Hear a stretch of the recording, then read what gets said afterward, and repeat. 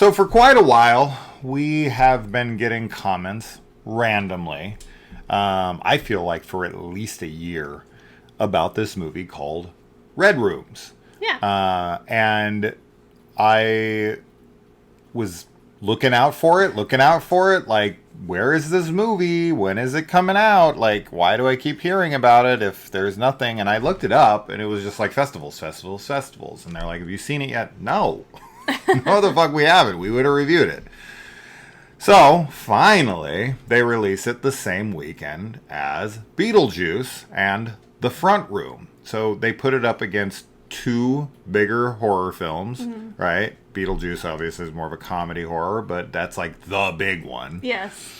This kind of reminds me a bit of when they released When Evil Lurks up against The Exorcist Believer. Yes, yeah. And they're both like exorcism movies, and they released them the same night, and you're like, what are you doing? And then, of course, The Front Room, which we're going to see tomorrow, is an A24 film starring Brandy. So I was like, okay, they dropped this kind of out of nowhere.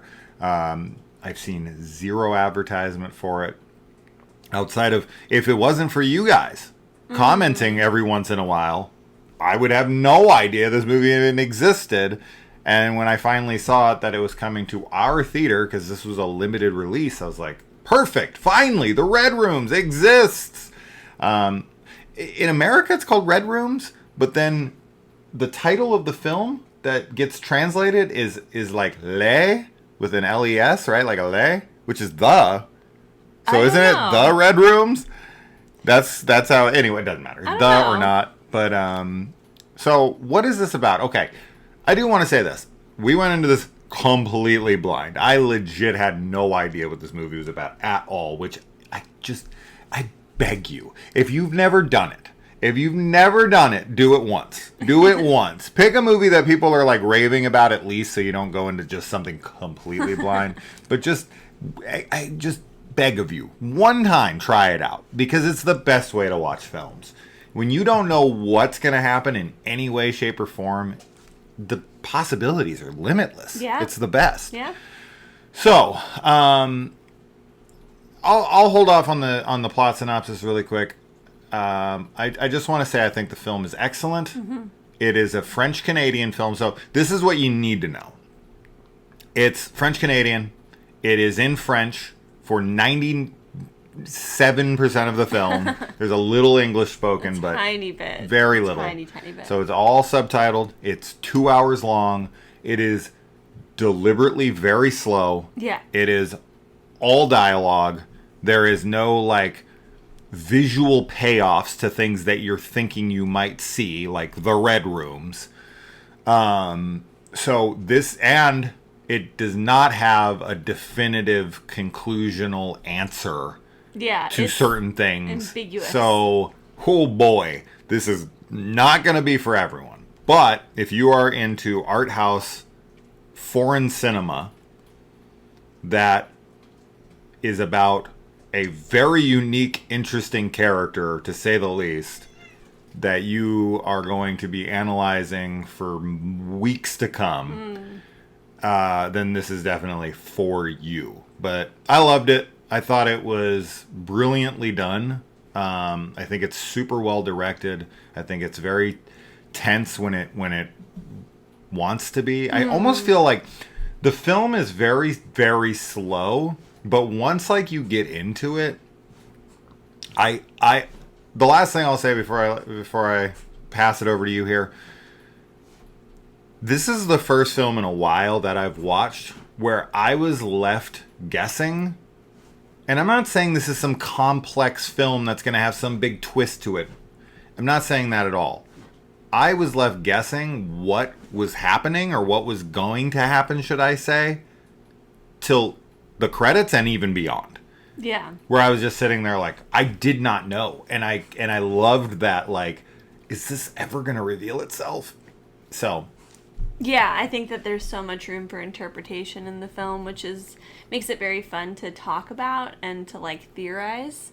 But I agree with you. I think it was a wonderful film, very, very well acted and directed. As you had said, the tension when it comes up feels really intense. And I was into it. I was really into it. I'm very on the fence about a lot of things. I don't have an answer. I definitely don't have an answer, but I think this is the best kind of way that you can walk away from like an ambiguous movie. Like, I have enough information to think about things and come to like, maybe this is what was happening, or it's maybe this thing, and it still feels really satisfying in that regard. So, but if you're somebody who really likes to have answers and to have like a very clear and concise like A to B to C story, I don't think this is going to work for you. I do want to stress, though, that I feel that the entirety of the film, for the most part, is very straightforward and has plenty of answers. So I don't want to make it seem like it's some bizarre A24 style film that's ambiguous it's definitely everywhere. Not that. Really, the only thing that is a question mark is our main character. Yeah. That's what the question mark of the movie is. And you're just kind of like, I don't know what to think of this person at all. And I'm still in that place as we speak. Kaylee and I talked about this pretty much the whole way home, and we're both kind of like split on our interpretation of it. And I don't think there is a valid one. I think there's strong arguments for both. Yeah, and I agree. really enjoy that about it. Now, as far as the plot synopsis, for those of you who need to know, this will probably be fairly surprising because I don't know what you know of this film, but it is a courtroom drama. But we don't spend a lot of time in the court. We spend maybe 25% of the film in the court. And it's not so much about the, like, prosecutors and that part of the case. It's somebody. So we follow our main character, Kellyanne, and she... It's so hard to give a plot synopsis to this movie. She becomes fascinated with a case, and she starts attending this case. And we follow her home, and we learn things about her. And she has a very deep attachment to this case. And she makes a very unlikely friend. Mm-hmm. Friend? I think. And it's just such a deep exploration of how broken people can be. Yeah, it's a really heavy and dark film, too. Oh, my God. It's so heavy. Yes. Not lighthearted. There's not even there's no levity. I will say that there's no levity. Even in the moments where they're like, this weird it's an attempt at it, that has an undercurrent of darkness because of something that you see and you're like, oh, like, so it's a very dark film. But as you had said, if anybody is worried about like anything visually in terms of like the red rooms, there isn't anything like that. It's not. No, it's but not the gory. implications. But the implications are really intense. Yeah, for sure. Yeah, I mean, I had said to Kayla, she hasn't seen these movies, but it reminded me of an artsier, slower, more deconstructed Girl with the Dragon Tattoo, mixed with some other things. But this is a very slow film.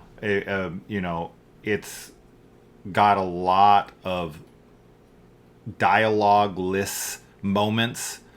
Lot of really great use of sound design. Yes. Throughout. Yeah, definitely. That adds to the like unsettling nature of our protagonist. Yeah, I will say that I was very like disturbed and creeped out. Yeah. For like the majority of the film. Because you're just it's really such disturbing. A what the fuck movie, but it's not. Like I think great. A lot of people would watch this and be like, this was boring, nothing happened. What are you guys talking about? Absolutely nothing is going on in this movie. Yeah, this is the kind of movie that you're like, this is scary, like it's a freaky movie, and then somebody watches it and they're like, what? No, like there's nothing. Yeah, I fell asleep during this. Yeah, 100%. But so it's kind of more of like a cerebral type of scary movie. It's a character study. Yeah. That's what this is. If you're not into character studies and our main character, she's not much for like emotion or emoting all that much. You really have to read things through her actions and the world she surrounds herself in. Like herself. And I think people would look at a performance like this, and while I do think that a character like this would be somewhat easier to portray, I still think it's a great performance. Oh, I definitely think it's a great performance. There's so much under the surface of this film with our main character and other characters. Yeah. Her unlikely friend has some depth to her as well. And then there's other characters in this that we mostly spend our time with those two characters. But yeah, I don't know. I don't know what much more to say on this. But you want to talk about like this isolating feeling, this confusion, this like path down this really depraved underbelly of the internet. Yeah, definitely also a little bit of like paranoia, like anybody could be on this path kind of a thing. And I mean, for the people who are vibing with this, the people who like really land with this one, they're going to fucking love it. Totally. And they're going to want to discuss this. I don't know about endlessly, but this is definitely a conversation, thought-provoking type of film for like art house film lovers who are all about character studies. Yeah, really, really impressed. Not the film I thought at all. That's the fun of going into things blind. Yeah. I was like putting the film together as it was starting. There's this really impressive...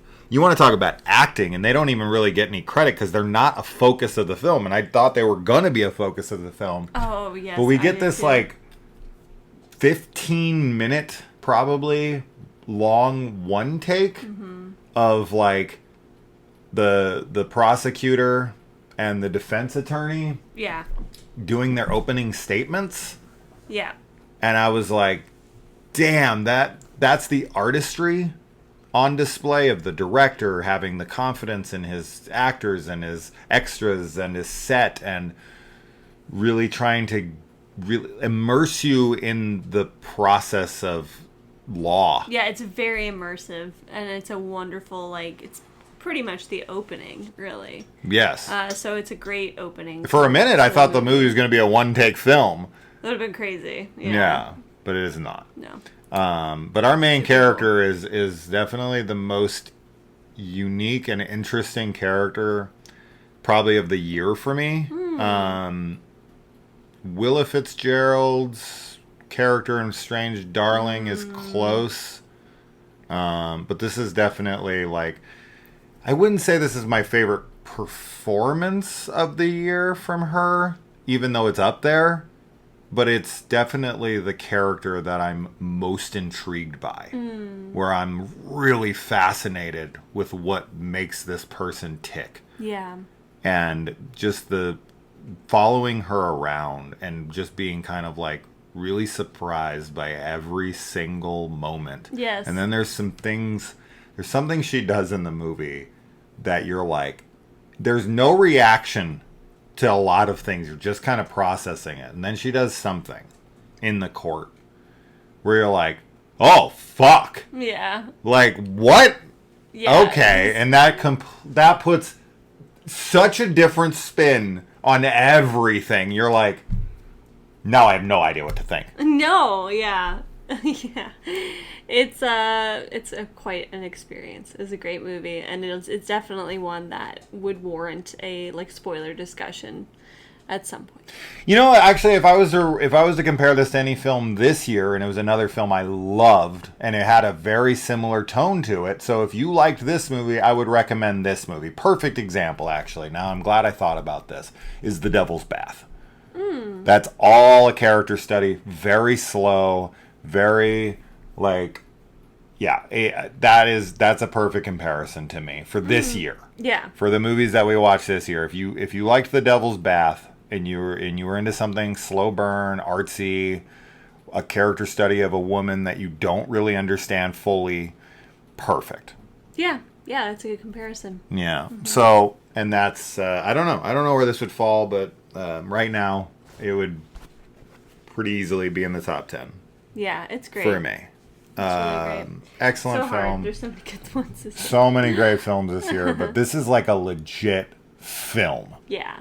This is the kind of movie that I like feel very confident that the like more serious critics would be like, that's art, and I could be like, I agree. Yeah. You know, sometimes they like movies that I'm like, this is paint drying, this is bullshit. Yeah. This is pretentious nonsense. I hate this so much. That's not this film to me at all. This is so rich and so deep, but on the surface to a lot of people it will be drivel. So anyway, let us know if you go see it. It is in theaters right now. It is a limited release. So I don't know. You'll have to check your local theaters to see if you were graced with it. If not, I'm sure it will be online soon enough. I doubt this will have much of a run, but it's finally out. Red Rooms, we saw it. Or The Yay. Red Rooms. It just says Red Rooms, supposedly. All right. Bye. Bye.